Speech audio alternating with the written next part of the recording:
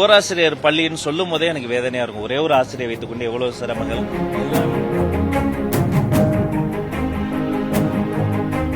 அப்ப இது இன்னைக்கு நிதி நிலைமையும் ரொம்ப மோசமா தான் இருக்கு. அது நாடறிந்த ஒரு செய்தி. ஓராசிரியர் பள்ளிகளின் தற்போதைய நிலை என்ன சார்? இப்ப இந்த நிதிநிலை அறிக்கையில மானிய கோரிக்கையில ஓராசிரியர் பள்ளி பற்றி இடம்பெறுமா? ஓராசிரியர் பள்ளின்னு சொல்லும் போதே எனக்கு வேதனையா இருக்கும். ஒரே ஒரு ஆசிரியர் வைத்துக்கொண்டு எவ்வளவு சிரமங்கள். எல்லா வேலையும் அவங்க இழுத்து போட்டு செய்யணும். சில பள்ளிக்கூடங்களை ஈராசிரியர் பள்ளிக்கூடம் சொல்லுவாங்க. ஒரு ஆசிரியர் ஏதோ ஒரு உடம்பு சரியில்லைன்னு ஓய்வு எடுக்கிறாங்க, அன்னைக்கு ஒரு விடுப்பு எடுத்துட்டாங்கன்னா அந்த இன்னொரு ஆசிரியர் நிலைமையை யோசிச்சு பாருங்க. அப்ப இதே இடத்துல இதே நூலகத்துல ஒரு சிறப்பு அமர்வுல நாங்க என்ன பண்ணோம், நூற்றுக்கணக்கான சங்க பிரதிநிதிகளை அழைத்து அந்த ஓராசிரியர் பள்ளிகளின் உட்பட அனைத்து பள்ளிகளினுடைய பிரச்சனைகளை நாங்க இப்ப ஆவணப்படுத்தி இருக்கிறோம்.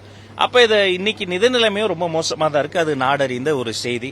அந்த எப்படிப்பட்ட ஒரு சூழ்நிலையில ஒவ்வொரு கட்டமாக ஃபேஸ் 1, 2, 3ன்னு முக்கியத்துவம் வாய்ந்த பிரச்சனைகள் எல்லாம் சரி செய்ய வேண்டும் என்பதுதான் என்னுடைய எதிர்பார்ப்பும் இருக்கிறது. இருந்தாலும் கூட நிதி நிலைமையை கருத்தில் கொண்டு நிதியமைச்சர் மற்றும் மாண்புமிகு தமிழ்நாடு முதல்வர்களிடம் கலந்து பேசிதான் இது குறித்து சொல்லுங்கள்.